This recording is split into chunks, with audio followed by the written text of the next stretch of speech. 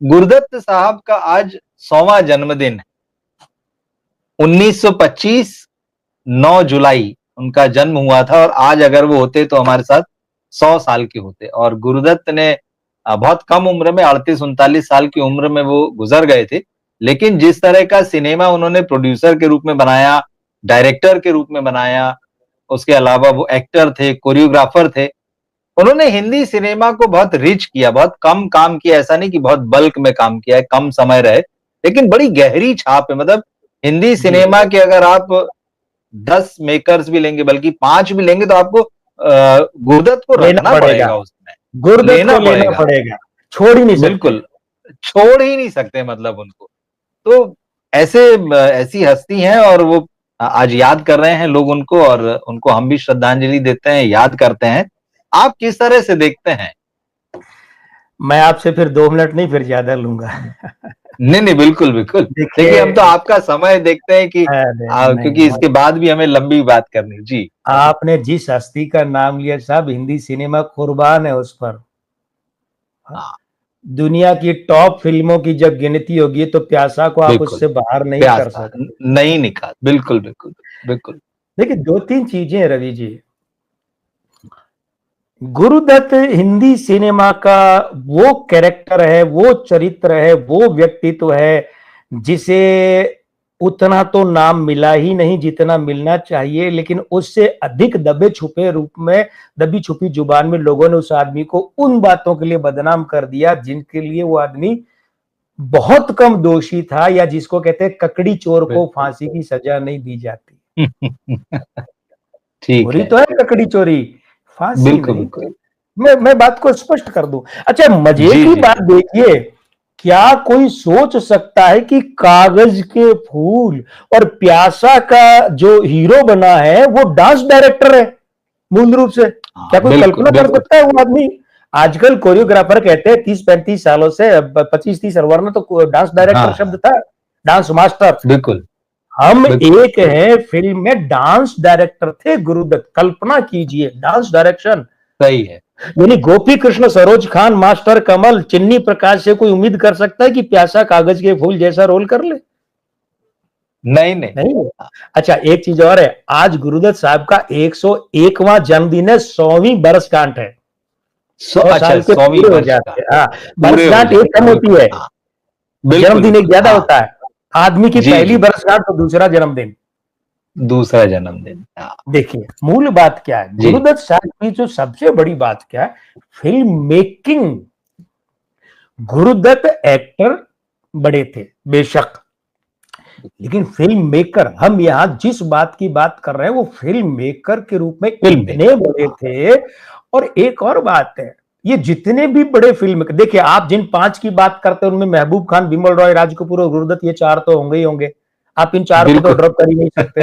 नहीं कर सकते। इन 5 में से 4 तो मैं ही बता दूं, 5 हो गया आपके पास, बिल्कुल। खाली जगह छोड़ देता हूं कि आप अपनी मर्जी से 5 और भर लीजिए, है ना? ठीक है। लेकिन क्या है, वो जो फिल्म मेकिंग है असल में क्या है, देखिए थॉट प्रोसेस गुरुदत्त का, ये गुरुदत्त वो हाँ, भी है, बाजी वाले हैं, ये सीआईडी 909 वाले हाँ। भी हैं, ये गुरुदत्त जाल बिल्कुल, वाले भी हैं। लेकिन वो mister and Guru Dutt, Mrs 55 comedy. हाँ, मिस्टर जी। एंड मिसेज पिटू, ये गुरुदत्त बतौर बतौर डायरेक्टर चौधरी का चांद भी है, ये बिल्कुल। गुरुदत्त साहब बीबी और गुलाम भी है। हाँ, हाँ।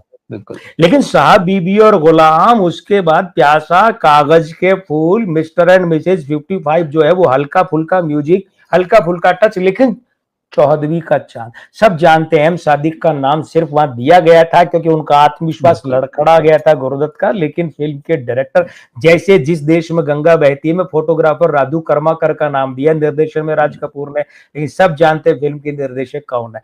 अब ये दूसरी बात क्या, अब मैं बात को समेटूंगा क्योंकि हमें और बातें भी करनी है। गुरुदत्त साहब को जी, तो खैर सदैव नमन, लेकिन एक बात के लिए गुरुदत्त साहब के साथ हमेशा अन्याय होता है, ये कहकर कि गुरुदत्त ने वहीदा रहमान से अफेयर के कारण अपना परिवार बर्बाद कर लिया, गीता रॉय यानी उनकी पत्नी गीता दत्त को बर्बाद कर दिया, ये गलत है।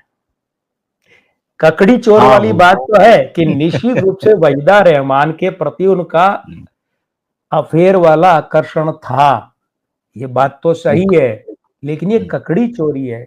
दूसरी बात पर ध्यान नहीं दे रहे, देखिए पारिवारिक, मैं जिस पहलू का खुलासा करने जा रहा हूं रवि जी, मेरा दावा है शायद ही किसी ने इस पहलू पर गौर किया होगा, शायद, क्या पता कोई अपवाद हो, नहीं किया होगा। देखिए क्या है, शादी जब गीता राय से की गुरुदत्त साहब ने, तो सहमति बनी थी कि शादी के बाद वे नहीं गाएंगी, ठीक है। ठीक। मुझे ये बात बताइए, जब दोनों में मियाँ बीवी, भाभी मियाँ बीवी में पहले से तय हो गया कि शादी के बाद मैडम आप गाएंगी नहीं, करियर नहीं करेंगी, और सहमति बनी ना, तो फिर शादी के बाद जिद करके गाना क्यों?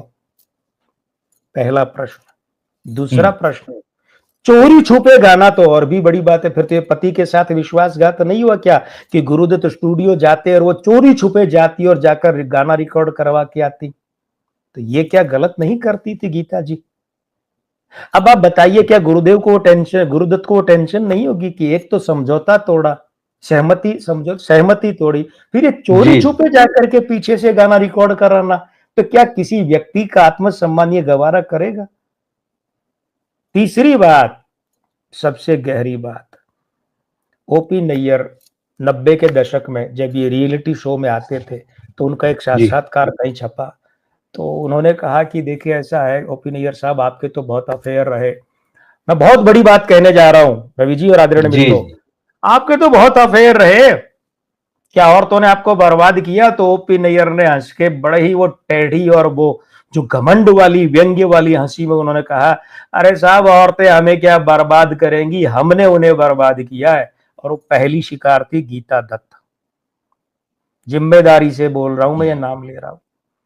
गीता दत्त नहीं समझी थी कि ओपन एयर क्या चीज है। दूसरी थी आशा भोसले, वो तो बाद में हालत ये हो गई थी कि, और एक वक्त ये था कि आशा भोसले ने ओपन एयर के चक्कर में तीसरी मंजिल फिल्म से हटाने के लिए आर डी बर्मन को विजय आनंद गोल्डी के घर गई और क्या कहा था, हमारे साहब को ये फिल्म दे दो, हमारे साहब मतलब ओपी नैयर। तो ओपी नैयर के कारण गीता दत्त ने अपना परिवार बर्बाद किया। उनका वो इधर कहते हैं, हमेशा ही हाईलाइट करते हैं, गुरुदत्त का अफेयर था वहीदा रहमान के साथ, तो गीता दत्त के ओपी नैयर के अफेयर को भाई क्यों नहीं कहते?